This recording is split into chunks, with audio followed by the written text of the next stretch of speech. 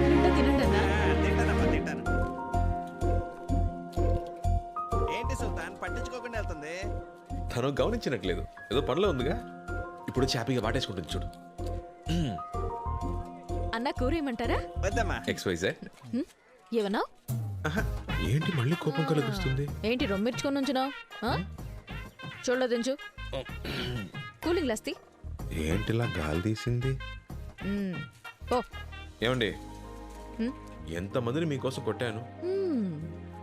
XYZ చెప్పకపోయినా పర్లేదు, at least ఒక థ్యాంక్స్ అయినా. అందుకేగా కోడి కూర పెడుతోంది. మెక్కి దొప్పే. పోవే. ఏమన్నా? పోతాను మెక్కుతానా అన్న. 100 మందిని మేనేజ్ చేస్తున్నాను, ఇది చూపులతోనే చంపేస్తుంది. గుడ్ల గుబ్బ. సుల్తాన్ ఫోన్. హలో బాబు, నేను లాయర్ని మాట్లాడుతున్నా. సార్ చెప్పండి సార్. న్యూస్ చూసావా? ఇక్కడ అంతా కుక్కల్ని కాల్చినట్టు కాల్చి పారేస్తున్నారు. ఒకటే రక్తపాతం. ఈ సంఘటన మీద కమిషనర్ ఇలా స్పందించారు. This encounter was not a planned action, just self-defense. Anyways, Vizag should be crime free. ఇది కేవలం ఆరంభం. ఆపరేషన్ పూర్తయినట్టుకి వైజాగ్లో రౌడీజం అనే మాటే ఉండదు. ఎట్టి పరిస్థితుల్లో వాళ్ళు ఇక్కడికి రాకుండా జాగ్రత్త పడు. కేర్ఫుల్ బాబు. సరే సార్.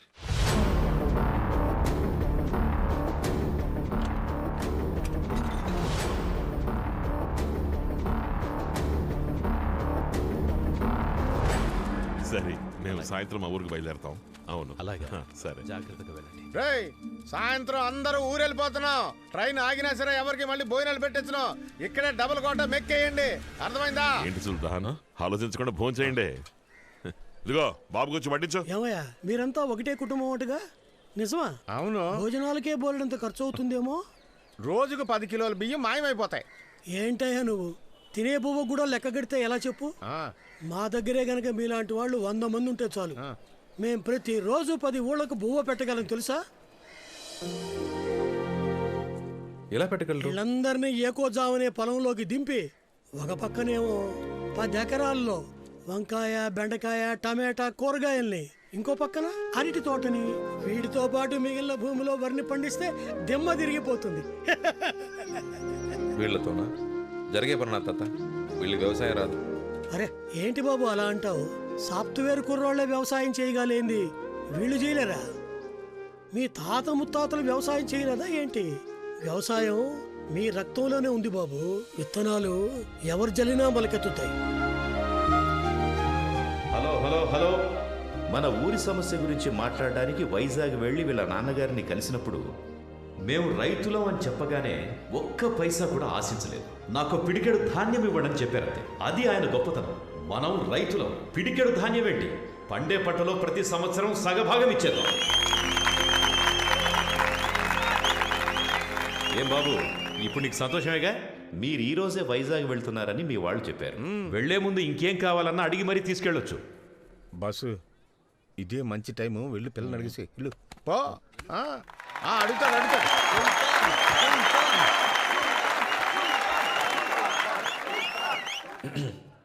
ఊరు పెద్దలకి, ఇక్కడున్న అందరికీ నమస్కారం. గొడవలు కొట్లాట్లాంటివి మా నాన్నగారు చేసినప్పుడైనా, మా అన్నలు చేసినప్పుడైనా నాకెప్పుడు నచ్చలేదు. కానీ ఇప్పుడు నాకు ఒకటి బాగా అర్థమైంది. కత్తితో చెట్టు నరిగితేనే తప్పు, ముళ్ళు నరగడం తప్పు కాదు.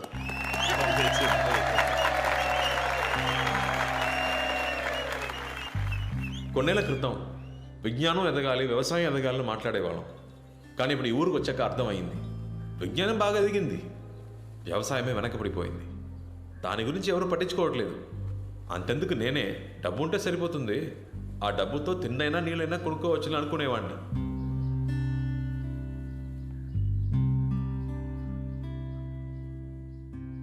కానీ ఇప్పుడు నా ఆలోచన అది కాదు. ఆ కొండ మీద ఎక్కి చూస్తే ఈ ఊరు పచ్చగా కలకల్లాడాలి.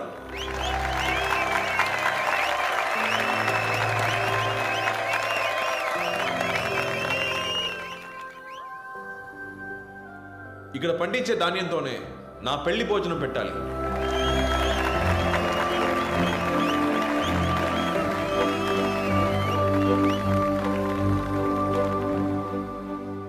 అది పండించేవాడిని నేనే కావాలి. ఏం ప్లాన్ చేస్తున్నాడు అర్థం కావట్లేదు. ఏమంటున్నా ఏమంటున్నాడు? అన్నా ఇదేం ఫిట్టింగ్ అన్నా?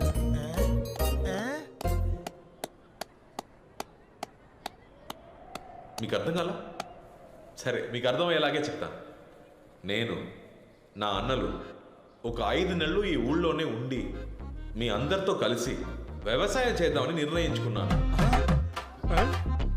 వ్యవసాయమా? మైక్లో ఏమంటున్నారు మైకిల్? వ్యవసాయం చెయ్యాలంట. సంతోషమేగా? ఆ? ఏంటి బాబు ఇది? వ్యవసాయం అంటే మాకేమీ చులకన కాదండి. దిగితే మేమో చేస్తాం. అందుకని మమ్మల్ని మీ పిల్లలే అనుకుని వ్యవసాయం చేయడానికి మాకు ఎంతో కొంత భూమి ఇస్తే సరిపోతుంది, అంతే.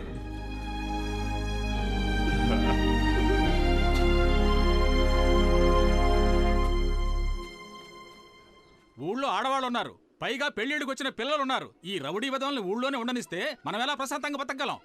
వాళ్ళు నీకన్నా మంచోళ్ళయ్యా. వాళ్ళు ప్రాణాలకు తెగించి మనల్ని కాపాడడానికి వస్తే అంతలోనే అది చేస్తారు ఇది చేస్తారంటే ఏంటయ్యా అర్థం? ఇలాగే మునుపొకడొచ్చి మన పొలాలు రాసిమ్మన్నాడు. 4 ఏళ్లు కుక్కల్లా హీనంగా బతికాం. వీళ్ళని చూస్తే దున్నపోతుల్లా బలిసి 100ల సంఖ్యలో ఉన్నారు. వాళ్ళని ఇక్కడ ఉండడానికి ఒప్పుకుంటే ఈ ఊరే నాశనం అయిపోతుంది. నాకెందుకో వాళ్ళు మన ఊళ్ళో ఉండడమే మంచిదనిపిస్తుంది. నీకే వంటరాడువి, ఇంట్లో ఆడాలుంటే తెలుసుద్ది సమస్య ఏంటనేది. తాత చెప్పిందే కరెక్ట్.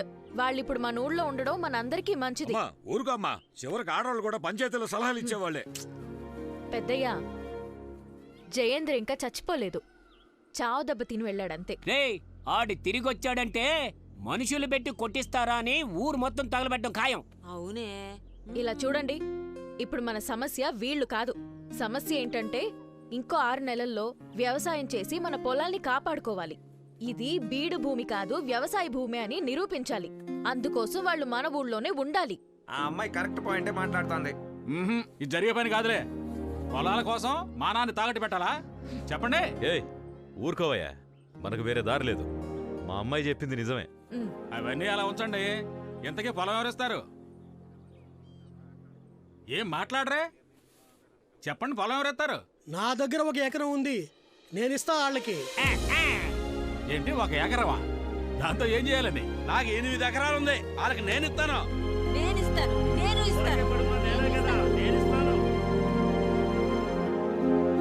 ఇలా చూడు సుల్తాన్, కత్తెత్తి రక్తం చిందించమంటావా? చిందిస్తాం. చెమట చిందించి వ్యవసాయం చేయటం మనకు సెట్టే అవ్వదు. వెళ్ళామా, వేసేసామా, కాలైనా సరే తలైనా సరే జస్ట్ 15 మినిట్స్ పని అయిపోయిందా, బిర్యానీ తిన్నామా, టేక్ రెస్ట్. అది వదిలేసి ఎండనక వాననక ఎందుకు ఈ తిప్పలు చెప్పు. సాంబశివం అన్న, అద్భుతంగా మాట్లాడావు. ఒకసారి ఎట్రా. కంగ్రాచులేషన్స్. వెళ్ళు. సాంబశివం, అన్నంట మర్చిపోయావే. అడిగిన దానికి కరెక్ట్గా సమాధానం చెప్పు, అప్పుడు అన్న కూడా తగిలిస్తా. ఇది చెప్పు, గుమ్మడికాయ తీగకు కాస్తుందా మొక్కకు కాస్తుందా?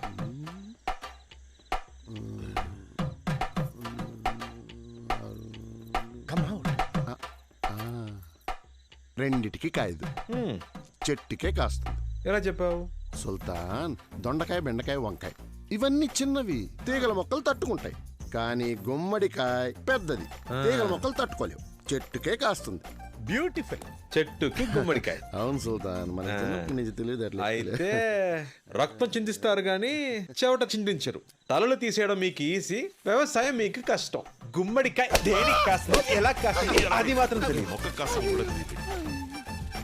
ఇప్పుడు చెప్తున్నా, నేనే పని చెప్పినా చేస్తారని చెప్పారు కదా, ఇంకా మీ పని వ్యవసాయమే. లేదు మా వల్ల కాదు అనేవాళ్ళు మీలో మీకు అలవాటు ఉందిగా, ఓడిపోయిన వాడు గెలిచిన వాడి మాట వినాలని. రండి, వచ్చి నన్ను కొట్టి పడేయండి, ఆ తర్వాత మీ ఇష్టం. బాబు, వాళ్ళెలా మీతో గొడవ పడతా? తొందరపడ కాసి. రేపు పొద్దున 5కి షార్ప్గా అందరు రెడీగా ఉండాలి. మిడ్నైటా? అదే.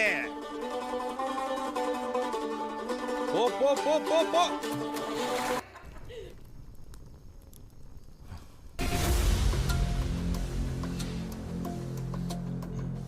Joker, bloody joker. అది ఒక ఏనుగు గుంపు. ఒకళ్ళు ఇద్దరు కాదు, 100 మందికి పైగా ఉన్నారు. వాళ్ళని కాదని ఒక్కరు కూడా ఆ భూమి మీద కాలు పెట్టలేరు. వాళ్ళ బలం వాడొక్కడు, రావణుడు. 100 తలల రావణుడు.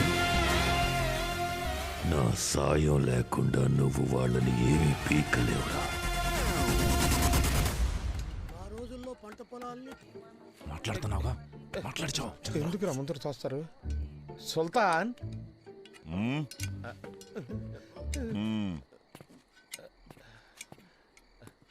ఇక వ్యవసాయం వద్దులే బాసు, వైజాగ్ వెళ్ళిపోదాం.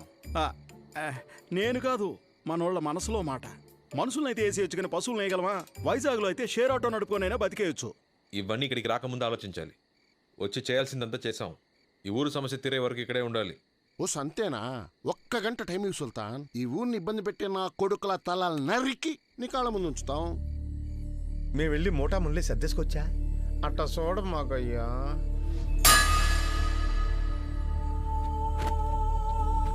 మళ్ళీ మళ్ళీ చెప్పను. నేను చెప్పే వరకు ఇక్కడే ఉండాలి. నేను చెప్పిందే చెయ్యాలి. లేదు మేము వెళ్తామనే వాళ్ళు ఇటు రండి, కొట్టుకొని మరి తెలుసుకుందాం. ఒక్కడొచ్చినా సరే, అందరు వచ్చినా సరే, నేను రెడీ. ఎవరొస్తారు? జంగా, ఒక్కడు కదలకూడదు. ఎవడైనా కదిలాడో తోలు తీసే. తోలు తీయడానికి నేనేమన్నా అరటిపండు తొక్క? జై సుల్తాన్, జై సుల్తాన్, జై సుల్తాన్, జై సుల్తాన్. ఒరే జెండాకర్రా, ఏంట్రా? ఆంజనేయుడు భక్తి కూడా నీ భజన ముందు బలాదుర్రా. చిన్నప్పుడు స్కూల్లో గోడ కూర్చేయమంటే తిరగబడి రౌడీ అయినోడ్రా. కనీసం దానికైనా రెస్పెక్ట్ ఇవ్వరా? కొడితే మొగ 32 చెక్కలు అవుతుంది. టైమురా. ఆ పిల్ల వల్ల మనకి కష్టాలు తప్పవు, వేరే దారే లేదు. మరో దారుంది. మీరందరూ ఒప్పుకుంటే తనతో నేను తలపడతాను. వాణ్ణి నేను ఓడిస్తాను. సుల్తాన్ని ఓడిస్తావా? ముందు నన్ను ఓడించరా.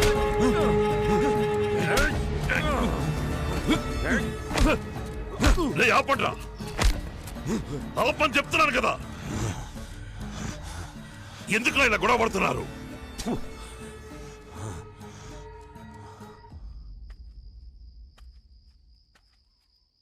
మీ మనసులో ఏముందో నాకు అర్థం కావట్లేదు. దేనికోసం ఇదంతా? మన వాళ్ళని కష్టపెడుతూ, ఈ ఊళ్ళో వాళ్ళని కష్టపెడుతూ దేనికి? ఆ అమ్మాయి కోసమా? మన కోసం, మనందరి కోసం మావయ్య. ఏంటి? నిన్నటి వరకు ఒక 6 నెలలు ఈ ఊళ్ళో ఉండి వెళ్ళిపోదామని అనుకున్నా. కానీ ఈరోజు వీళ్ళకి వ్యవసాయమే కరెక్ట్ అని అనిపిస్తుంది. ఇక్కడుంటే వీళ్ళు తప్పు చేయరు. వీళ్ళందరినీ రైతులుగా మార్చేయాలి మావయ్య. రైతులుగా మారుస్తావా? వీళ్ళనా? మూర్ఖులు బాబు. మీరు సముద్రానికి ఆనకట్ట కడుతున్నారు. అది జరగదు. వీళ్ళు మారరు. వదిలేయండి సుల్తాన్. జీవితంలో మంచి అంటే తెలియని వాడే మావయ్య. ఎలా పడితే అలా బతుకుతాడు. ఒక్కసారి మంచి ఏంటో తెలిస్తే వాడికి బతకటంలో రుచి తెలుస్తుంది. నాకు మీరు 6 నెలలు టైం ఇవ్వండి. వీళ్ళు మారకపోతే నా మనసు మార్చుకుని మళ్ళీ బాంబేకి వెళ్ళిపోతాను. దానికి వీళ్ళు ఒప్పుకుంటారా? వాళ్ళకి తెలియక్కర్లేదు మావయ్య. నేను ఆ అమ్మాయి కోసమే ఇక్కడ ఉన్నట్టు అనుకోండి. ప్రాబ్లం అది కాదు మావయ్య. మరి మనం ఈ ఊళ్ళో ఉండాలంటే కత్తి పట్టక తప్పదు. వీళ్ళని మార్చాలంటే వీళ్ళు ఇంకెప్పుడు కత్తి పట్టకూడదు. దీనికి పరిష్కారం ఏంటో నాకు తెలియట్లేదు.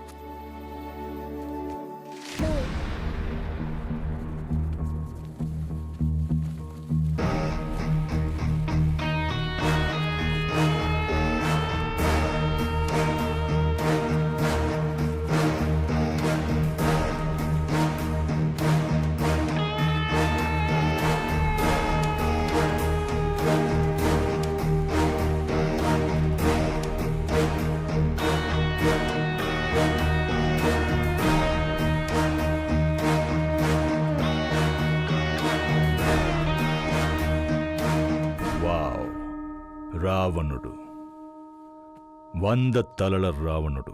జయేంద్ర చెప్పాడు, అప్పుడు నమ్మలేదు, ఇప్పుడు నమ్ముతున్నాను. నేను రావణుడినే, కానీ నాకు ఒకటే తల. But that's okay. డబ్బులిస్తే 100 ఏంటి, 1000 తలలు కూడా మనకి మొలుస్తాయి. So money matters.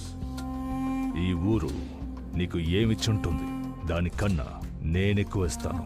ఈ సెకండ్ నుంచి నువ్వు, నీ రౌడీలు నా కింద పనిచేయాలి. ఈ మట్టిలో ఓ చిన్న మొలక కూడా రాకూడదు. వీళ్ళు రౌడీలు కాదు, నా అన్నలు. సరే, నీకు ఏం కావాలన్నా నేనిస్తాను. ఈ భూమి, ఆ కొండ నాకు కావాలి. నువ్వు నా కింద పనిచేయి.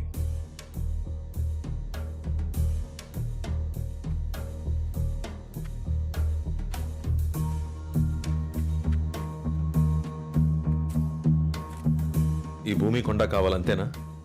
ఏమని చెప్తా.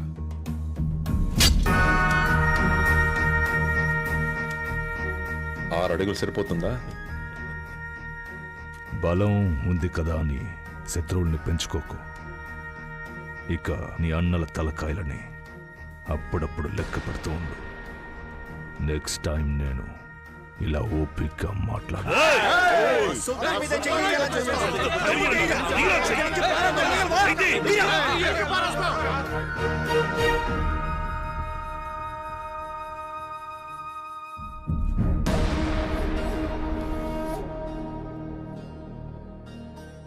మీ వాళ్ళకి నా కోపమే తెలుసు, మా అన్నల కోపం ఎలా ఉంటుందో తెలియదు. మీరు తట్టుకోలేరు. ఇది వీళ్ళ నేల, వీళ్ళ మట్టి. ఈ ఊరి వాళ్ళ బాధలు చూడలేకే ఒకడిని చచ్చేలా కొట్టాను. ఇప్పుడు నేను ఇక్కడి మనిషిని. జోలికొస్తే నరిక్కేస్తా. ఇంకెప్పుడు ఇక్కడికి రాకు. వస్తే మళ్ళీ వెళ్ళాం.